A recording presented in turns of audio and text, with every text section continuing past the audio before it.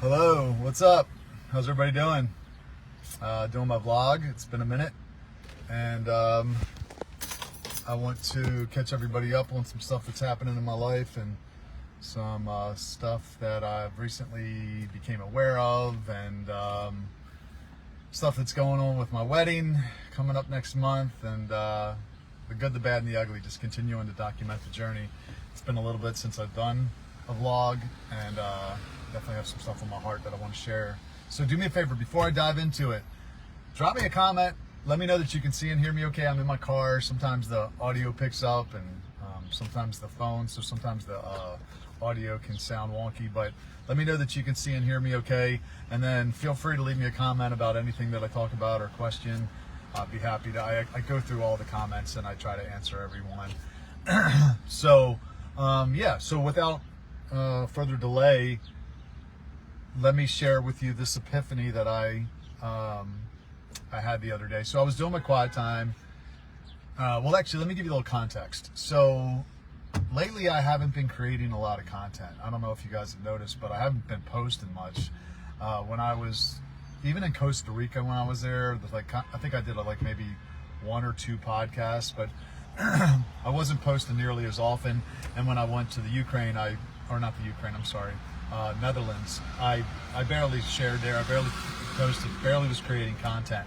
And to be honest, I was like, the reason being is because I was probably a little burnt out from it, but it was also because I was getting married, and I shared that. It's like, I'm getting married, I'm taking my girl's feelings into consideration. I don't want to be, marching towards the altar with my soon-to-be bride, and then promoting polygyny over and over. Like, it just, I don't know, for whatever reason, I just didn't want to do that. I thought it was respectful to kind of dial it down. Now, I still believe that's my mission, is to expose this false monogamy-only doctrine, because not only what the pain and the damage that it caused me in my life personally, but because of the carnage that I see it causes everywhere. It's all around us, all the fornication, all the divorce, all the fatherless homes. I mean, it's really, really damaging to the world. So I have to talk about it. I have to expose it, because what kind of person would I be if I knew the truth, or at least what I believe to be the truth? You don't have to agree with me. But if I knew the truth and I didn't try to tell people to help them avoid some pain. Hey, Robin Davenport, how are you? So I kind of dialed the content back, just again, mostly because I was taking my girl's feelings into consideration. And lately, I've been struggling with like what to do with my time and energy, and what to do just with myself, because creating content takes up a large part of my schedule. A lot of my free time goes to creating content, even though, to be honest, outside of the small coaching program I don't really get paid for it. So I've had a lot of free time, and it's actually made life harder, because I'm like, what do I do? And I've considered a lot of different things. And I know my fiance, she's like, she's okay with the coaching. She doesn't necessarily love it. She's like, I kind of would rather wish you did something else. But I've considered doing something else. I just really didn't know what, even though knowing I need to expose this false doctrine. Okay, so there's the context that I wanted to give you. So the other morning during my quiet time, I'm sitting there praying. I didn't even want to pray, to be honest. I didn't even want to pray that day. And I'm like, starting to have this conversation with God, and he like just gives me this download, basically. And it was like, look, the reason that you're struggling is because I gave you a mission. I gave you something to do, and you are putting your girl's feelings above the mission that I gave you. And that's what I think men do so often, is because, let's just say this. Look, there's a chain of command. Hopefully I can articulate this properly. I believe there's a chain of command, and I believe the Bible's very clear about that it's God, Jesus, man, woman.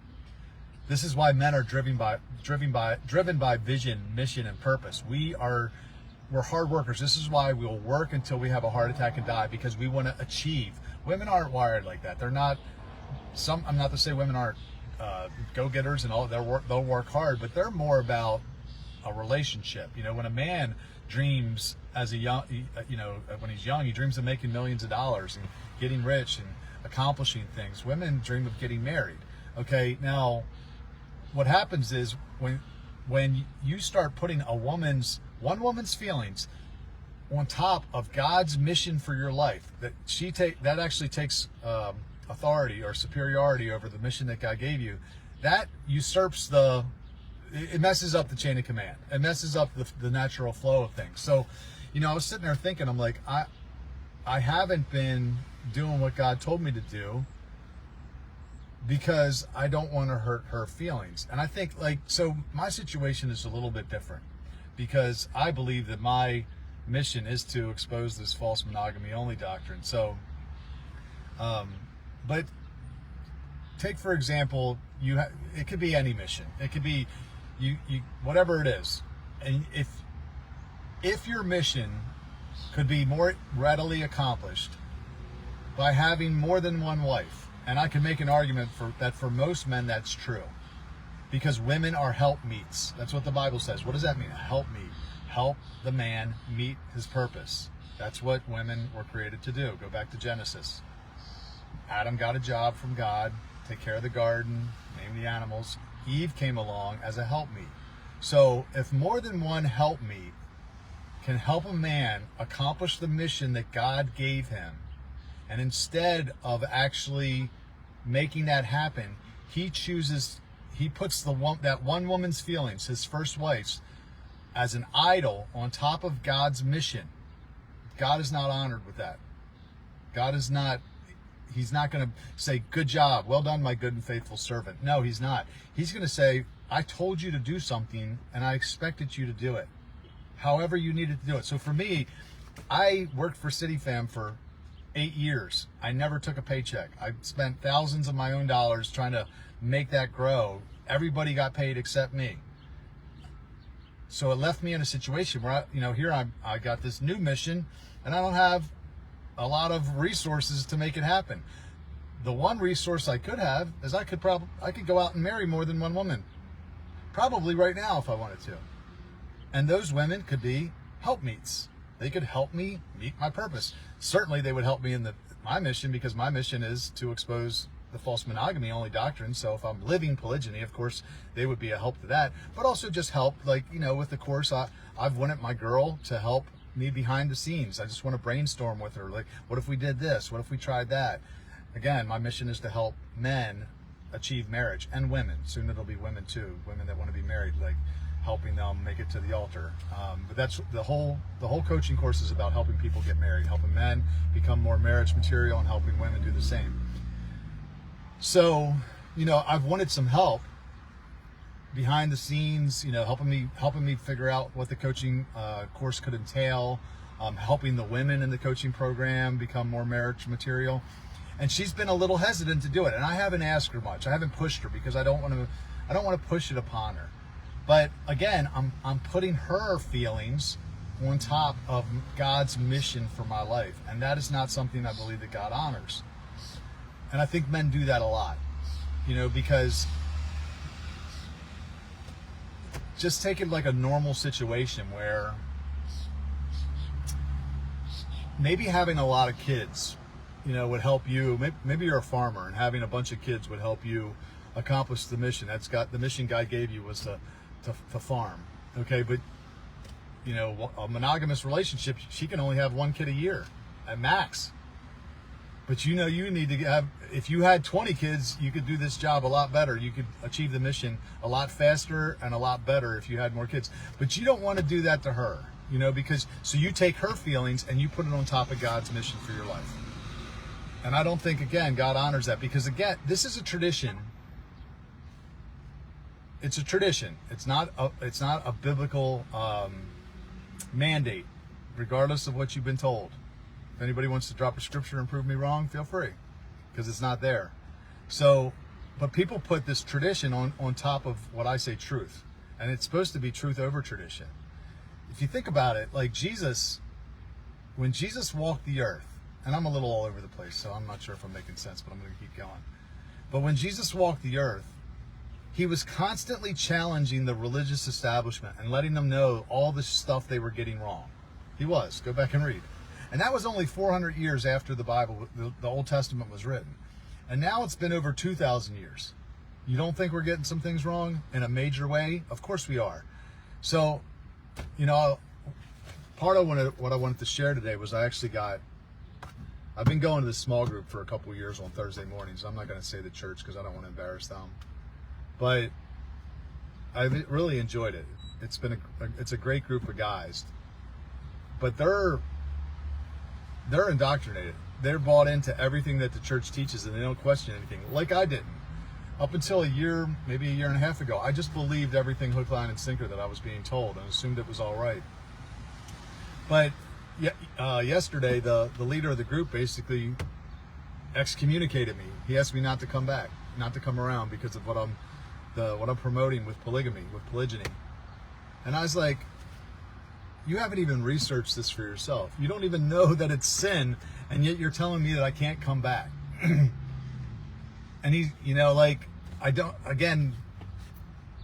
personally, I wish I would have checked into this sooner, but I just challenge anybody out there, don't believe everything that you're told. I don't care if it comes from the church. I don't care if it comes from the freaking Pope himself. Look and see if it jives with Scripture. You know, when you see all these great men, all these of our spiritual ancestors practice this, and never once was it spoken negatively against. Not once. No one was rebuked or no commands, nothing. But again, the church teaches that it became sin somewhere along the way, and even though it doesn't say that, anyway, I was a little frustrated. I was a little disappointed because this church claims to be like a church for people who don't go to church. And I honestly think it would be better. I think the church would rather a woman shack up with a alcoholic, degenerate bum than they would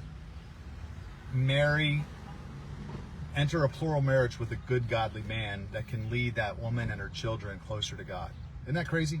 They'd rather her do that. They'd rather her shack up with a freaking tattooed drug addict than enter a plural marriage with a good, godly man. And you know how I know that's true? Because if a woman that was shacked up with a degenerate went to church, they wouldn't kick her out. They wouldn't ask her not to come. They might say, you really shouldn't do that. But they might even put her on leadership. But if a man with 2 wives, I don't care if that man was sold out for Jesus, if he walked in with 2 wives, they would excommunicate him. They would ask him not to come. That's how messed up our current church is. That's how backward it is. And make that make sense to me. Because where is that degenerate man going to lead her and her kids? Nowhere. He has nowhere to lead them because he doesn't know God. He's not following God. How can he lead her anywhere? He can't lead her closer. So things are really off in the mainstream church. And I see people in my comments and they argue like they're just dig their heels in, and they're so sorry about that. They're so sure that everything that they've been taught is accurate, but they haven't actually researched the stuff for themselves. They might read commentary, other people's commentary. Oh, this means that, because that really is the best the Christianity, mainstream Christianity has when it comes to this topic. Is all they have is inferences. Okay, well, this means that. No, listen, God is very specific. God is not vague. How unfair would it be for God not to tell us something's wrong and then judge us for it on Judgment Day? He's not going to do that. You go back and you read like Leviticus 18, it's very specific. Men, all the sexual restrictions, don't have sex with animals. It goes into that level of detail where it tells you not to have sex with an animal. You don't think that if a man having 2 wives was wrong, they would have mentioned it? Of course they would have. So I don't know. I'm just a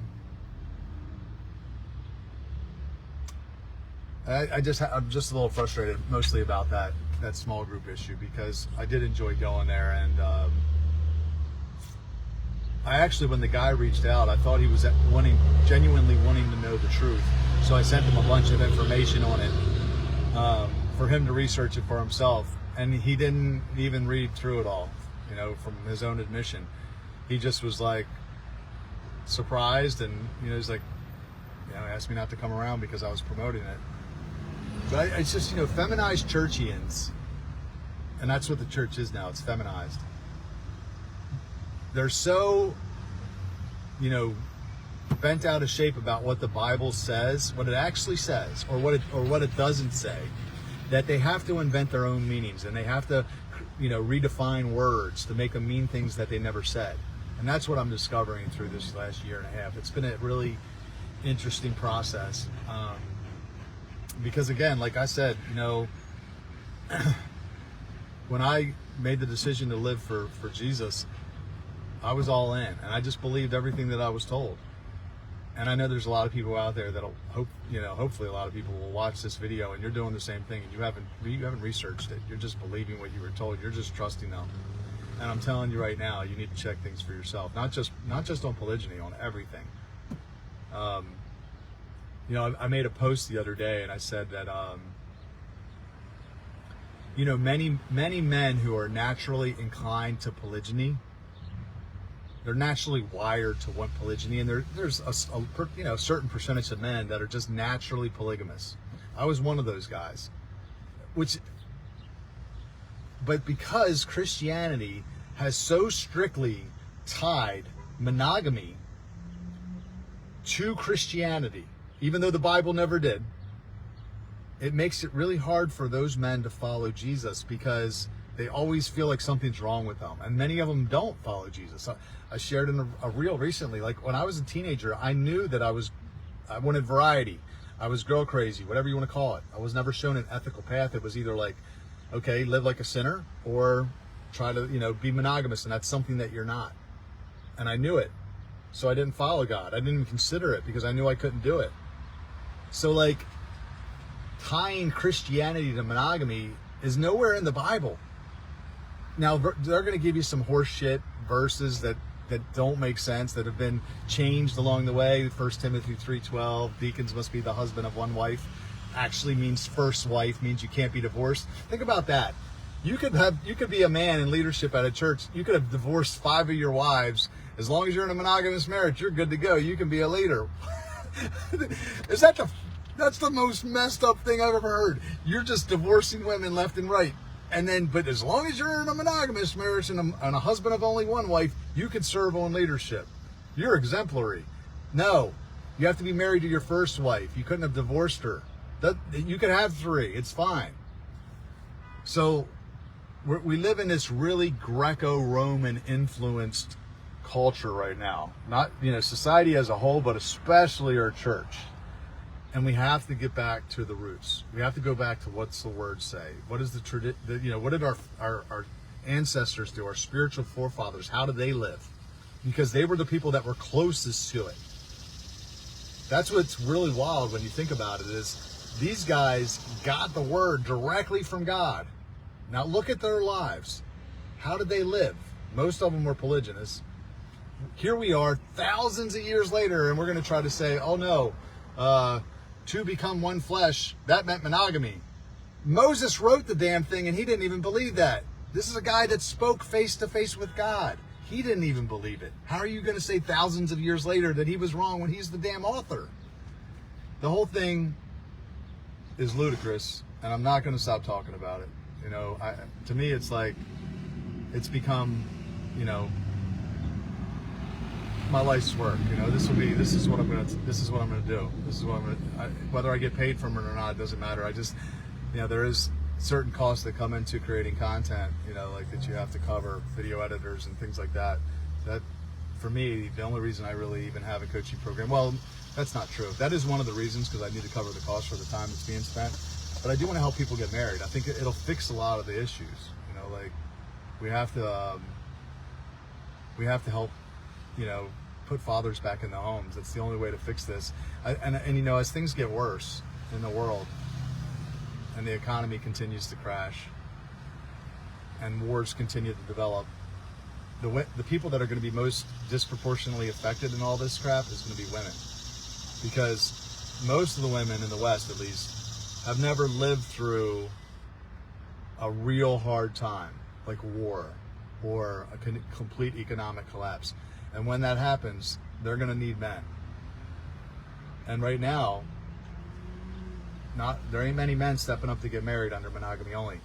They don't even know why they're not, right? I mean, part of it is the family court law, because it's against them, so they don't want to do it. And second is because promiscuity is rampant, so they can just go out and have as much sex as they want without having to marry anybody. So why would I? But they also don't want to give away their freedom.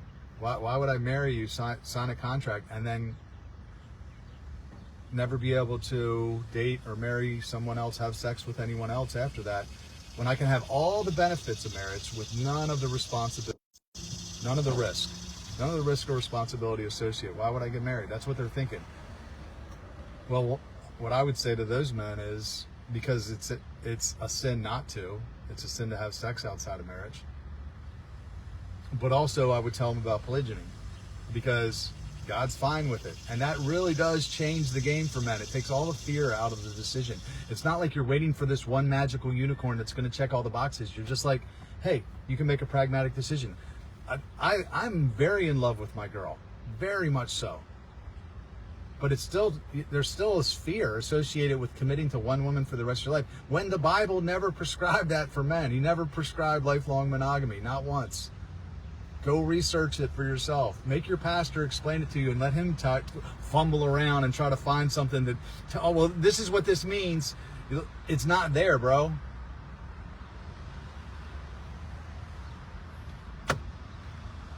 Yeah, so I'll go through the comments here in a second. I told somebody, I posted about this. I told somebody I was getting married next month, and they're like, damn, that was quick. Somebody texted me back and said, damn, that was quick. First off, I've been talking to this girl since October, and we spent pretty much every day together this year, 5 months straight, almost every day. Now the last 5 weeks I've been here, and she's been there, but she's going to be here Tuesday, which is great. But we're not having sex. We haven't had sex, which is not easy. You know, traveling together, sleeping in the same bed. Like, I want to do this God's way. I'm determined to do this God's way. And when you're not having sex and you're dating intentionally, right? Like, I'm dating with the purpose of finding a wife. You evaluate on a whole different level. You know, when you're giving each other what you need physically, you're having sex, you're not really looking at the relationship. You don't need to. You're like, well, maybe we'll get married one day, maybe we won't. You're not forced to look at it the way you are when you're not having sex. Because look, I do want to have sex. She wants to have sex. So we're vetting each other on a whole different level, and that really speeds the process up. You know, and on top of that, again, back to polygyny, when that is on the table, it just takes all the fear out of the decision for all the hesitation. Now, it might create a little bit of fear and hesitation for the woman, because she's like, do I want this? Do I want to sign up for this if this is a possibility? And that's a decision that they have to make. And that's the beauty of it. Nobody forces it on anyone. You know, we're all adults here. Is this something that you want or not? You know, if you don't, it's okay. I understand. But this is what I believe. So, you know, and what I said in that post was, the same people that give me shit in my comments are the same people that I know are out fornicating due to this monogamy only lie that they're defending. They're so dug in on this and they're defending it, yet it's causing them to fornicate, because that is the fruit of monogamy only, is fornication, because men drag their feet and they don't marry because they're scared. And guess what they do while they drag their feet? They still want to have sex, so they're just gonna, like, you know, screw girls while they wait for this unicorn to come along. And sometimes the girl wears them down and ends up marrying them because they tires them out.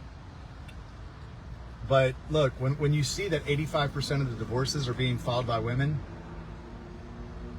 even though the women are telling me they don't want anything but monogamy only, that's the only thing that they won't want is monogamy. Yet when they get it, 85% of the time they leave the marriages. Something's wrong, guys. Something is very wrong. So, yeah, man, that's where I'm at. Never put one woman, like if multiple women, multiple wives, multiple helpmates will help you as a man accomplish God's mission for your life more expediently, faster, better, and you let one woman's feelings stand in the way, God is not honored by that. He's not. Now, some of you out there have made vows to wives and said, to forsake all others. That's a problem because you did it in ignorance, probably.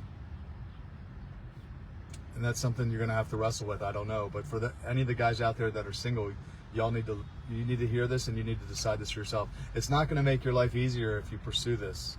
If you decide to do what I'm doing, I am the truth over tradition. I don't give a shit what anybody thinks.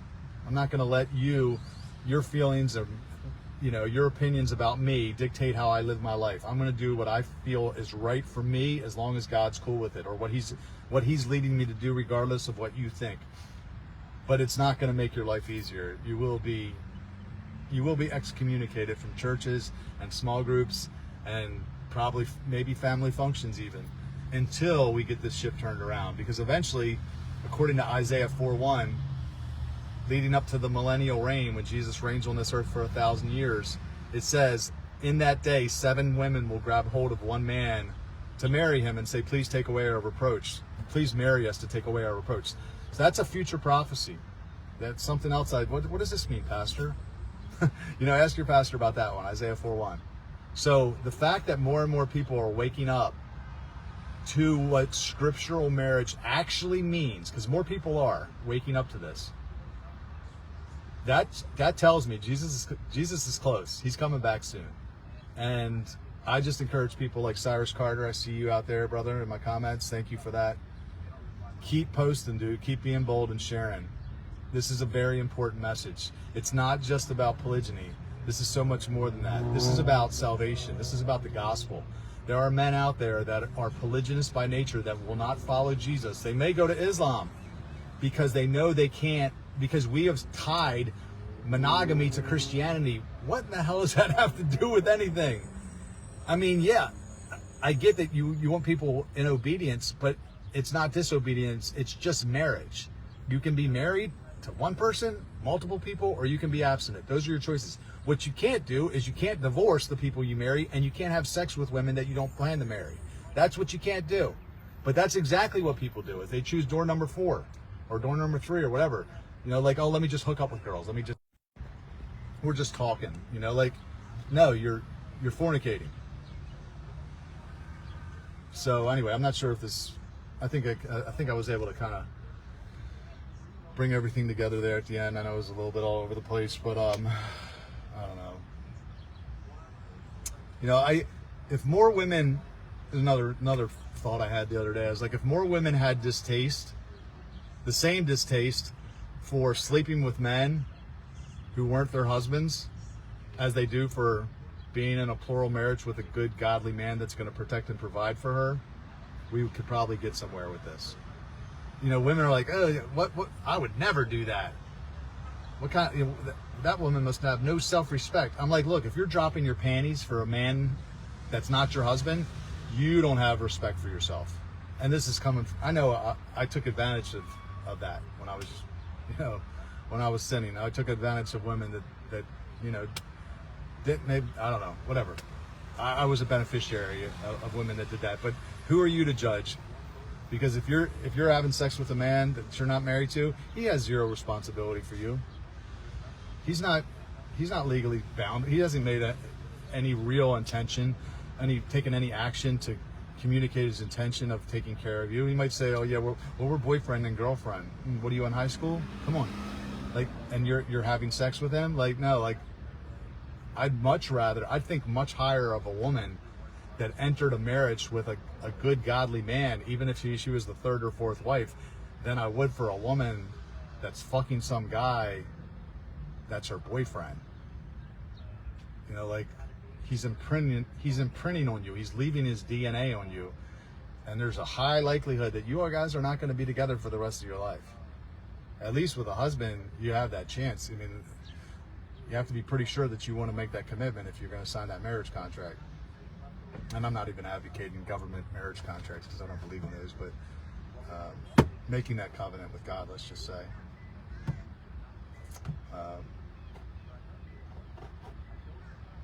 Yeah, guys, I don't know. Let me go through the comments here and see if anybody's got anything. Who's here? Robin Davenport, I said hi to you already. Mike Bell. Jenna? Hey, Jenna. She may be wife number 2. I'm kidding. I'm joking. Kim Ellison, Cyrus Carter. What's up, Cyrus? Bike Life Zay. What's up? Michael Wade. Oh, Mike Morange. What's up, bro?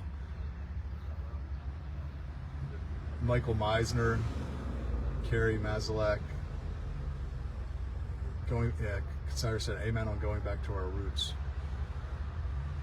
Sherry Lynn. Andrew Watson Lewis. What's up, Red Rope? Richard Thomas. Brit Compare. Okay. Anyway, guys, feel free to leave me a comment. Like I said, I'll go back through. If you haven't already left a comment, just drop one. It'll help more people see this this live stream. And yeah, if anything you agree with or disagree with, if you want me to send you verses, any articles, I'd be happy to share. The truth is shocking, man. It's eye-opening. If you want to go down the rabbit hole, I'd be happy to help you.